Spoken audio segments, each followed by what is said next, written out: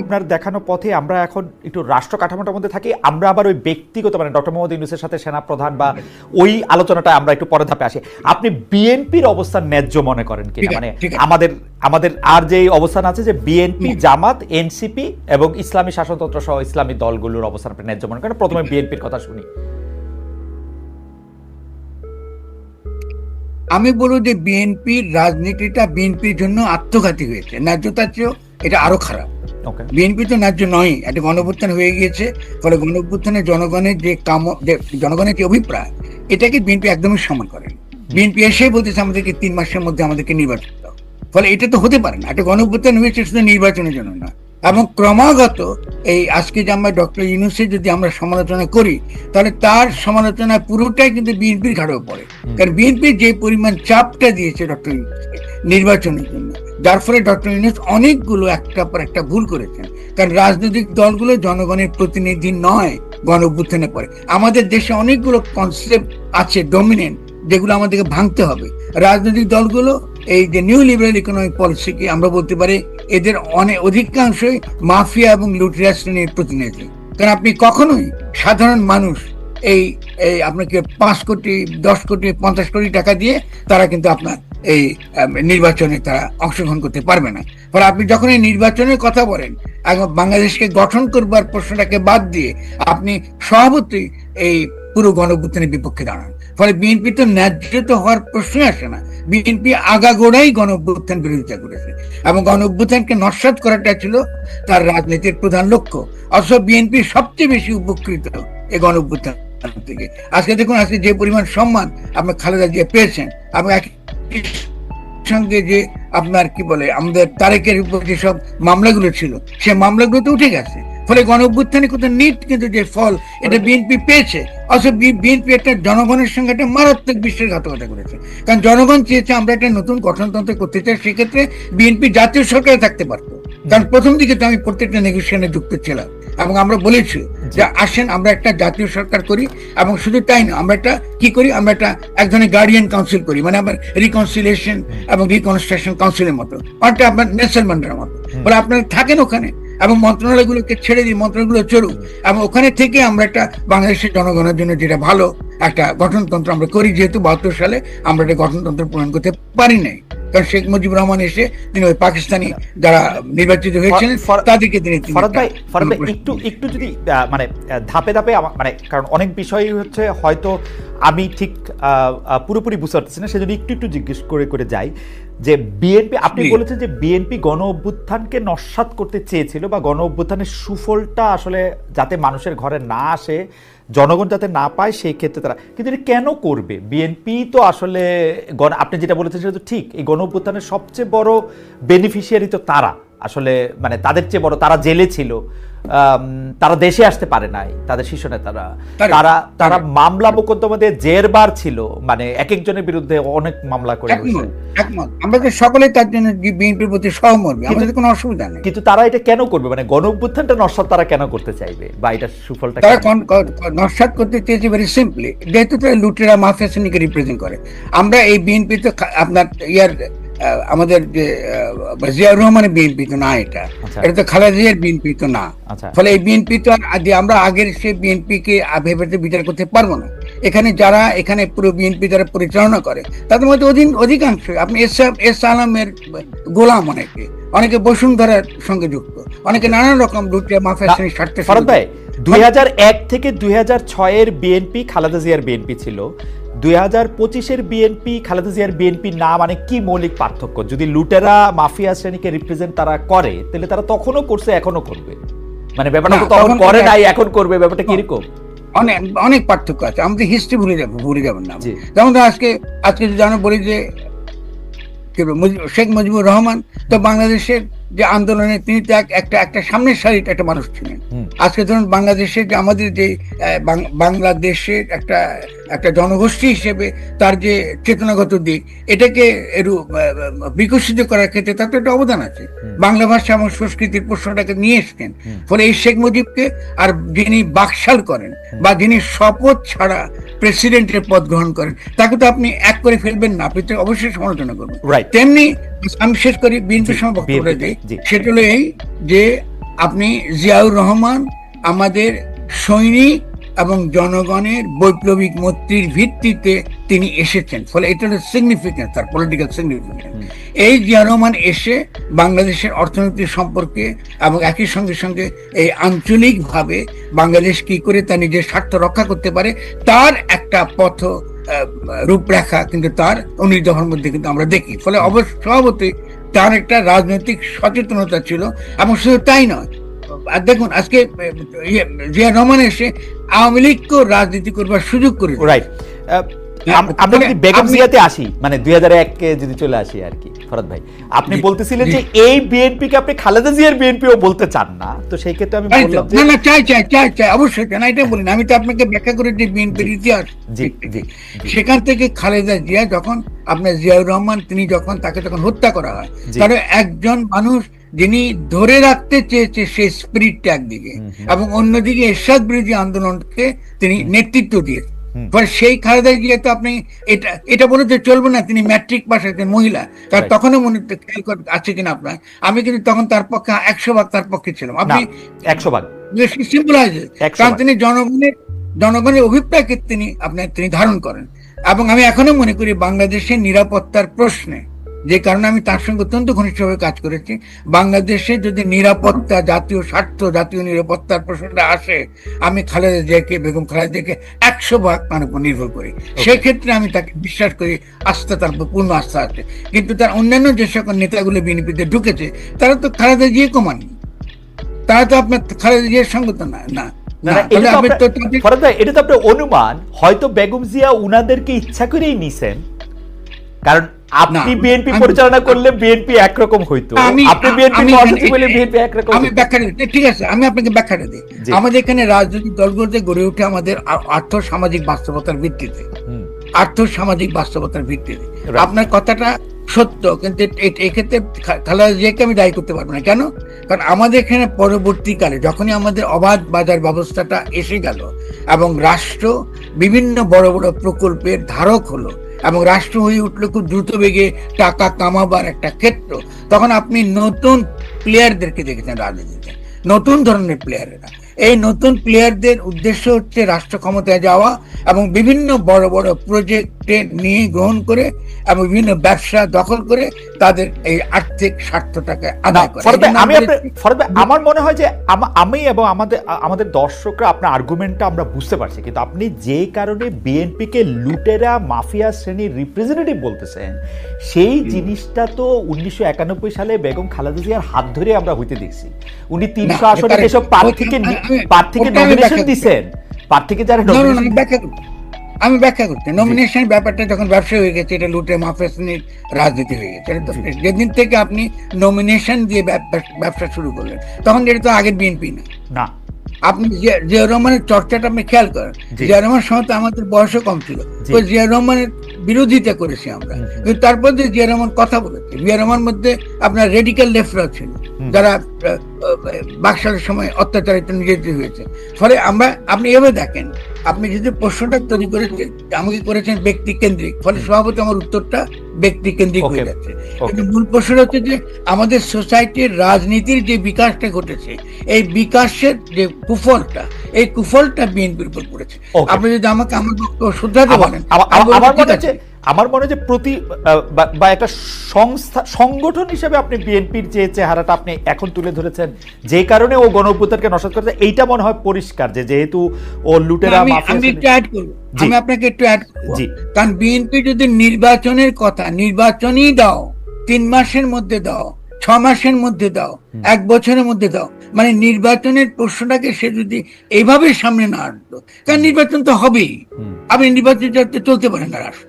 ফলে আপনি কি গণপরিষদ নির্বাচন চাইছেন, নাকি আপনি জাতীয় সরকার চাইছেন, নাকি আপনি স্থানীয় সরকার চাইছেন, এই বিষয়গুলো তো বিএনপি আমাদেরকে পরিষ্কার করে নাই। কিন্তু ফরহাদ ভাই, আমার কাছে মনে হয় আমরা যখন আপনার কাছে, আপনি নিশ্চয়ই লিখবেন এটা সম্পর্কে, তখন নিশ্চয়ই এটা তুলনামূলক বিবেচনায় দেখব যে কে আগে এটা শুরু করেছিল। ইউনূস সাহেব 5 বছর আগে থাকতে চেয়েছেন, এই ইরাদা আগে প্রকাশ হয়েছে, নাকি বিএনপি চাপ আগে দিতে শুরু করেছে, সেইটাও আপনি নিশ্চয়ই আপনি বিশ্লেষণ করে আমাদের দেখাবেন। আমি এখানে এখন এই পর্যায়ে মানে এই আলাপের পর্যায়ে আমি আপনাকে জামাতের ন্যায্যতা প্রসঙ্গে একটু বলি। জামায়াত ইসলামী কি আসলে এখন ন্যায্য আছে?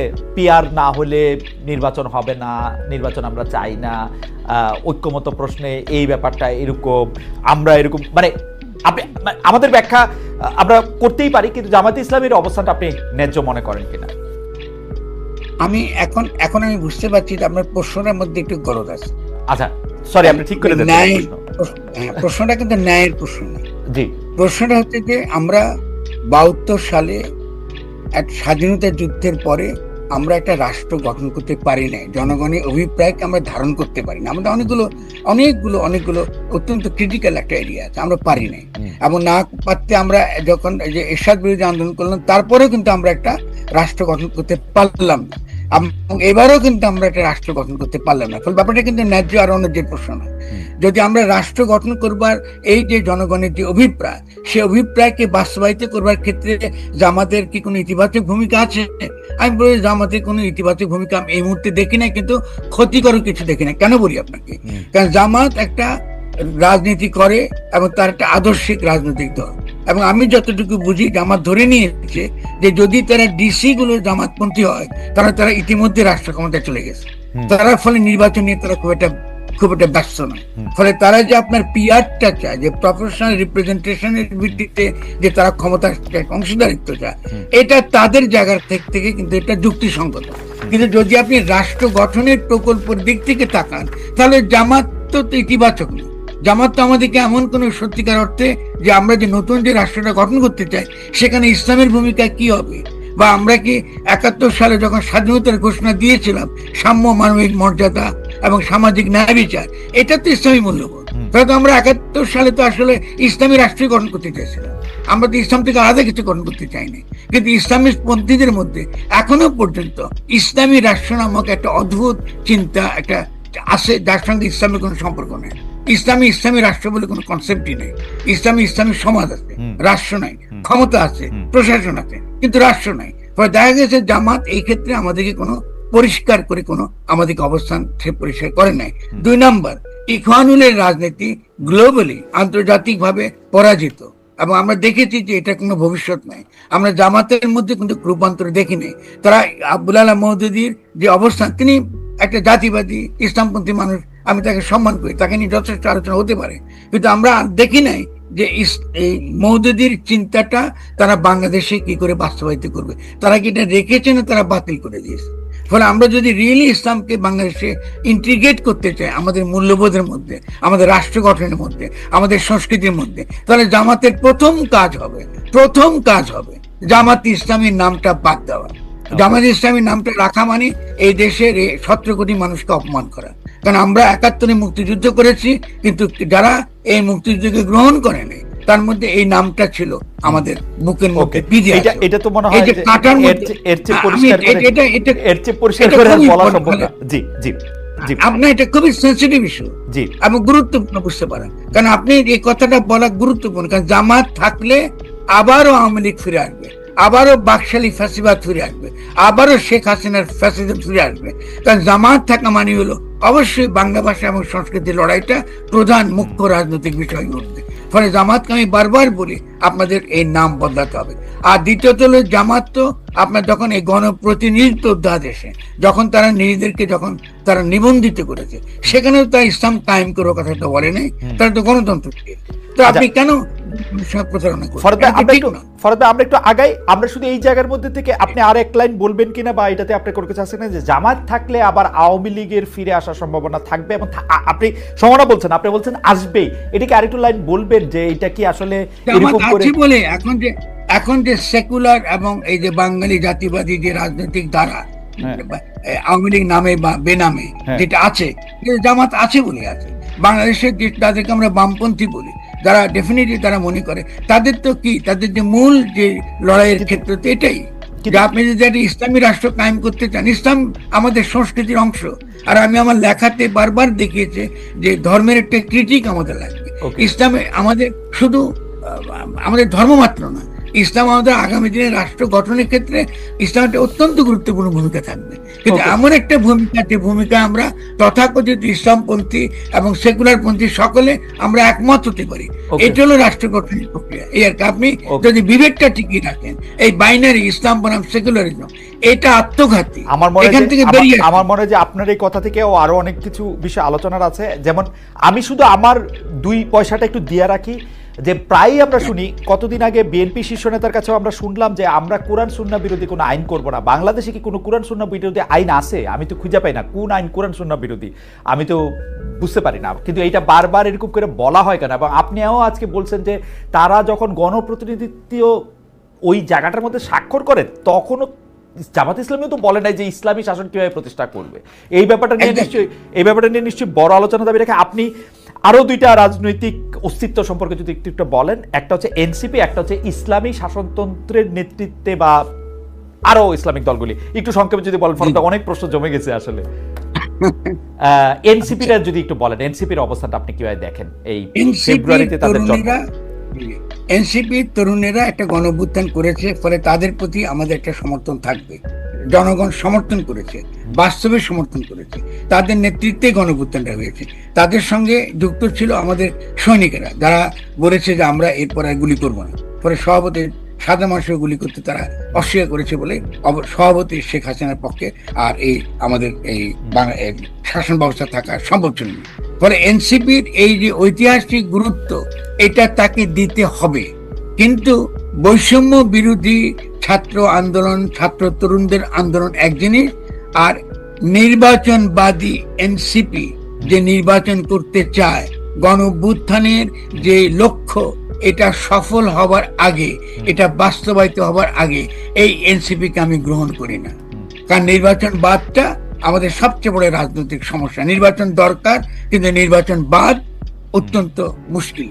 কারণ নির্বাচনটা দরকার আমাকে একটা গণপরিষদ নির্বাচনের জন্য, নির্বাচন দরকার আমাকে একটা জাতীয় সরকারকে স্থানীয় সরকার নির্বাচনের জন্য।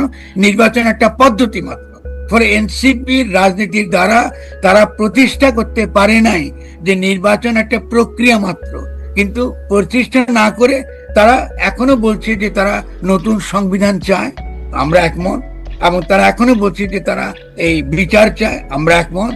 এবং তারা যে সকল ন্যায্য কথাবার্তা বলছে তার সঙ্গে আমরা অত্যন্ত একমত। কিন্তু আমরা চেয়েছিলাম একটা এই 8 তারিখে যে ধরনের সরকার গঠিত হয়েছে, তার বিপরীতে গণঅভ্যুত্থানের ধারাকে কন্টিনিউ করা।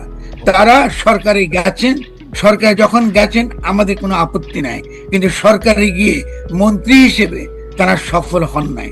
একজন তরুণ সারা জীবন পরিশ্রম করে একজন মানুষ একটা মন্ত্রী হবার জন্য, যেহেতু সে দেশের সেবা করতে পারে ওই মন্ত্রিত্বের ক্ষমতা নিয়ে, এবং সে করতে পারে। এটা না করে তারা মন্ত্রিত্ব ছেড়ে দিয়েছেন, এবং মন্ত্রিত্ব এই যে মন্ত্রণালয়গুলো পরিচালনার ক্ষেত্রে আমরা বাইরে থেকে দেখছি আন্তরিকভাবে পেশাদারিত্বের সঙ্গে এটা তারা করেন নাই। এটা তরুণদের জন্য অত্যন্ত ক্ষতিকর হবে আগামী দিনে।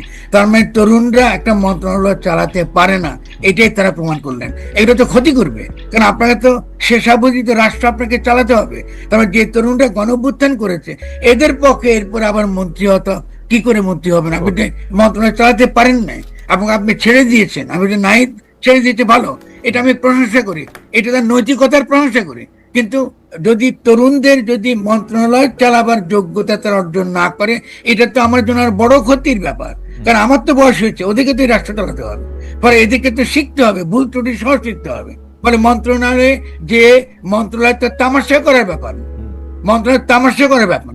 এটা একটা প্রশাসন, এটা একটা মন্ত্রণালয়, এটা একটা একটা একটা একটা বিশাল একটা ক্ষেত্র রাষ্ট্রের, যেটাকে পরিচালনা করার দক্ষতা আছে। আপনার সেক্রেটারিদের উপরে আপনি তাদেরকে পরিচালনা করার দক্ষতা অর্জন করার বিষয় আছে, শেখার বিষয় আছে। ফলে আমরা ইতিমধ্যে যদি 3 জন যদি মন্ত্রী তারা যদি এখানে আসতেন, ভালোভাবে সফলভাবে করতেন, আমরা 3 জন নতুন নেতা, জাতীয় নেতা পেতাম।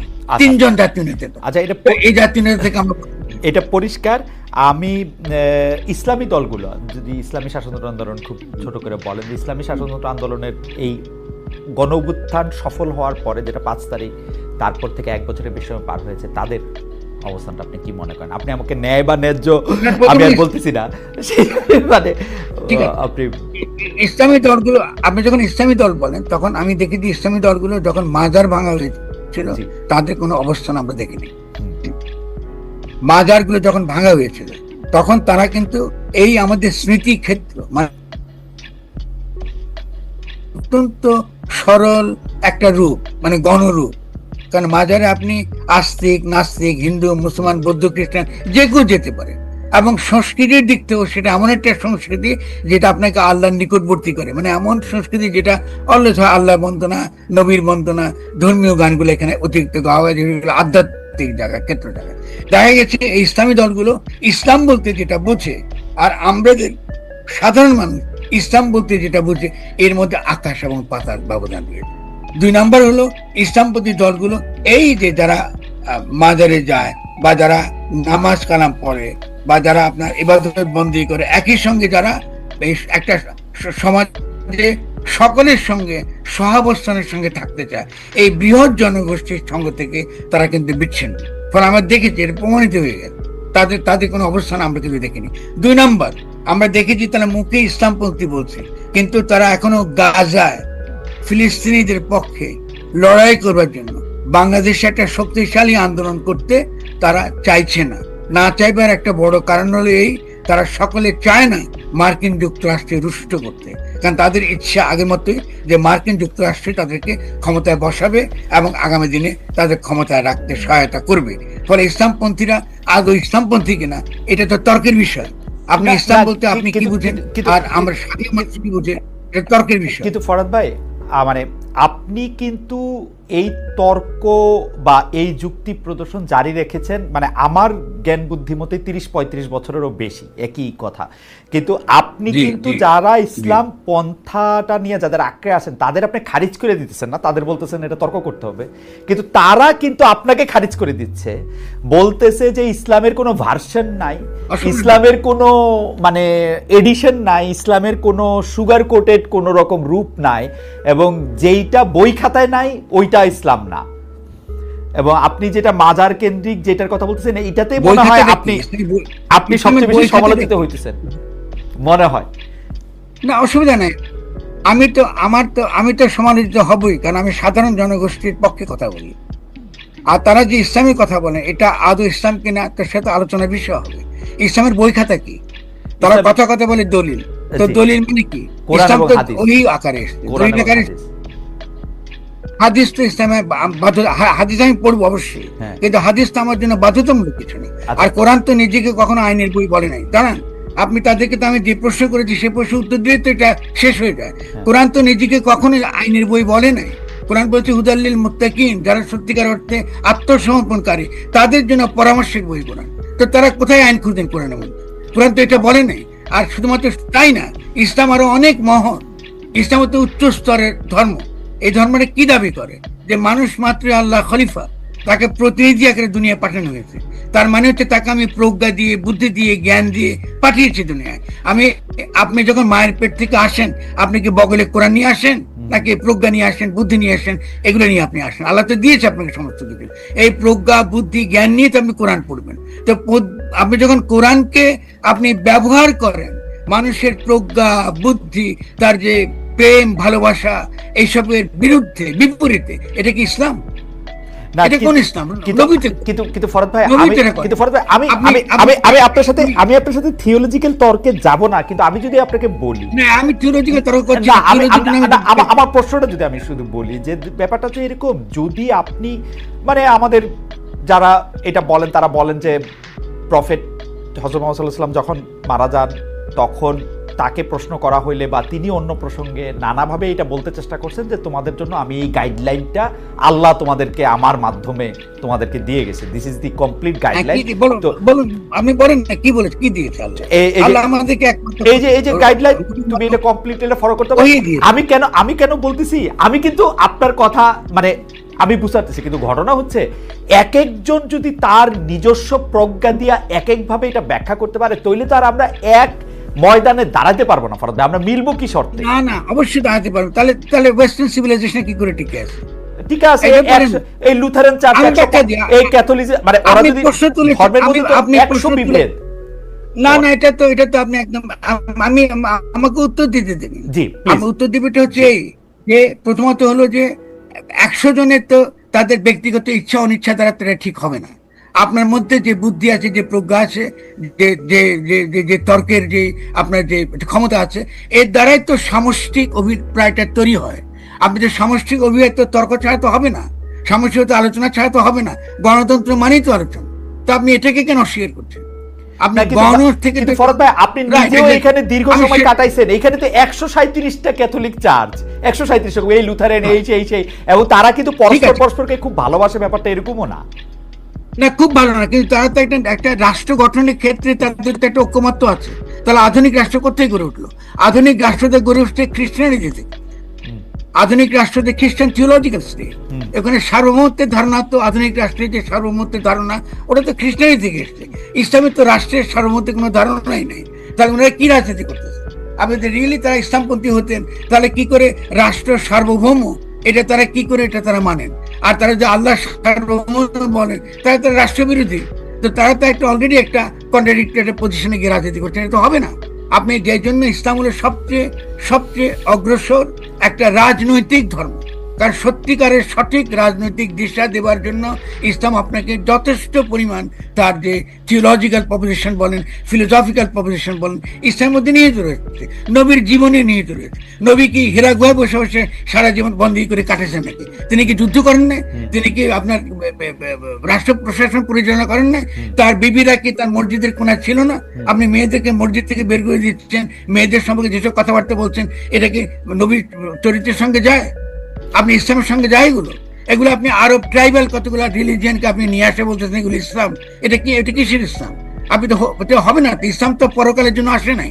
আপনি যখন মোনাজাত করেন তখনই তো আপনি বলেন কি রব্বানা আতিনা ফিদ দুনিয়া হাসানা, আপনি দুনিয়াকে একদম ভালো করেন। যারা ইহলোক বিরোধী, যারা ইহলৌকিকতা বিরোধী, তারা কখনোই নবীর উম্মত হতে পারে না।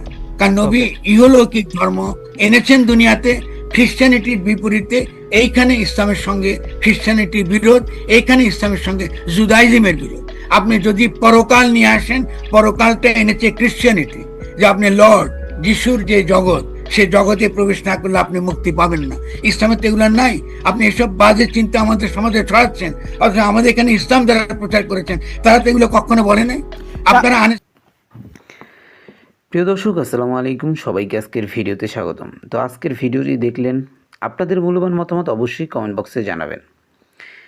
প্রিয় দর্শক, দেখেন, বাংলাদেশের রাজনীতিতে যদি ভালো কিছু আনতে চাই, ভালো কিছু করতে চাই বাংলাদেশের রাজনীতির মাধ্যমে, তাহলে কিন্তু আমরা যারা ভালো মানুষ আছি এবং আমাদের সমাজে আমাদের থেকেও যারা ভালো মানুষ আছে, যারা সমাজ ব্যবস্থাকে পরিচালনা করতে পারবে, এরকম লোককে সাপোর্ট করে তাদেরকে রাজনৈতিক মাঠে নিয়ে আসতে হবে এবং তাদের পিছনে আমাদের সমর্থন হয়ে দাঁড়াতে হবে, তাদেরকে সমর্থন করতে হবে এবং তাদেরকে প্রচুর পরিমাণ সাপোর্ট দিতে হবে। কিছু অসাধু রাজনৈতিক ব্যক্তিত্ব আছে যারা কিছু সংখ্যক টাকা পয়সা খাইয়ে কিছু ছেলেবেলে নিয়ে ঘোরে এবং মাস্তানি করে বেড়ায়। এরকম মানুষের কাছ থেকে দূরে থাকতে হবে আমাদেরকে, এবং এদের যখনই আমরা সাপোর্ট করা বাদ দিয়ে দেবো, তখন কিন্তু এরা নর্মাল হয়ে পড়বে এবং এরা কিন্তু তখন আর সামনের দিকে এগোতে পারবে না। প্রিয় দর্শক, আপনি আজকের এই ভিডিওটি দেখার পর আমার মনে হয় যে আপনার এই ভিডিওর কমেন্ট বক্সে একটি কমেন্ট করে যাওয়া উচিত, যাতে করে আপনার ওই কমেন্টটি আরেকজন এসে পড়বে এবং সে অনেক কিছু জানতে পারবে, অনেক কিছু শিখতে পারবে। এবং এখানে আরও একটি প্লাস পয়েন্ট আছে, সেটি হচ্ছে আপনার মূল্যবান মতামতের ভিতর কিছু মতপার্থক্য থাকতে পারে, কিংবা ভুল চিন্তাভাবনা থাকতে পারে, ভুল ধারণা থাকতে পারে। তো সেই বিষয়টাকেও কিন্তু শুধরে দিতে পারবে আপনার ওই কমেন্ট যে পড়বে সে। সো আপনার উচিত একটি কমেন্ট করা আমাদের এই ভিডিওতে, এবং আমি পার্সোনালি আপনাদের কাছে একটি রিকোয়েস্ট করবো, সেটি হচ্ছে আমাদের এই ভিডিওর ভিডিওতে একটি লাইক দিয়ে দিবেন। এবং আরও একটি আপনাদের কাছে অনুরোধ, সেটি হচ্ছে একটি সাবস্ক্রাইব করে দেবেন। সাবস্ক্রাইব বাটনে ক্লিক দিয়ে রাখলে পরবর্তী ভিডিওতে যখন আপলোড করব তখন কিন্তু আপনাদের কাছে এই নোটিফিকেশান চলে যাবে এবং এই সুন্দর ভিডিওগুলি এবং এই সুন্দর টকশোগুলি আপনারা উপভোগ করতে পারবেন। আর যাই হোক, আশা করি আমরা আপনাকে বুঝাইতে পারছি। তো অবশ্যই সৎ মানুষকে সাপোর্ট করুন, এবং আপনার এলাকায় যেই মানুষটি সবথেকে সৎ এবং যে আপনার মনে হয় যে এই মানুষটি আমাদের রাজনৈতিক ব্যবস্থাপনা চালাতে পারবে এবং সব মানুষকে একসাথে মিলেমিশে নিয়ে হাসি খুশিভাবে থাকতে পারবে এবং সমাজ থেকে দুর্নীতি দূর করতে পারবে। তো সেই রকম মানুষকে দেখে আমাদেরকে সাপোর্ট করতে হবে, যাতে করে আমাদের পরবর্তী প্রজন্ম যাতে সুন্দর করে বাংলাদেশে বসবাস করতে পারে, সুন্দর একটি রাজনৈতিক পরিবেশ পায় এবং এই বাংলাদেশটাকে উন্নয়ন করতে পারে। তারা উন্নয়নের জন্য তারা মন খুলে কাজ করতে পারবে। তো এরকম একটি রাজনৈতিক প্ল্যাটফর্ম কিন্তু আমাদেরকেই বানিয়ে যেতে হবে এবং আপনার এলাকায় যেই লোকটি সে যে দল মত হোক বা সেই যে দলকে সাপোর্ট করুক, কিন্তু যদি ভালো মানুষ হয় যে এর থেকেই ভালো, এর থেকেই ভালো, ভালোর থেকে যে ভালো তাকেই কিন্তু সাপোর্ট করে তাকেই কিন্তু নেতৃত্বের আসনে বসাতে হবে। যাই হোক, অনেক জ্ঞান দিয়ে ফেললাম, আজকের মতো এখানে শেষ করলাম। আবার দেখা হবে নতুন কোনো ভিডিওতে। সে পর্যন্ত ভালো থাকবেন, সুস্থ থাকবেন। যারা যারা এখনও আমাদের এই চ্যানেলটিকে সাবস্ক্রাইব না করছেন, একটি সাবস্ক্রাইব করে দেবেন, যাতে করে পরবর্তী ভিডিও আপলোড করার সাথে সাথে একটি নোটিফিকেশন চলে যায়, আপনি সবার আগে আমাদের এই ভিডিও দেখতে পারেন। ভালো থাকবেন, সুস্থ থাকবেন। আল্লাহ।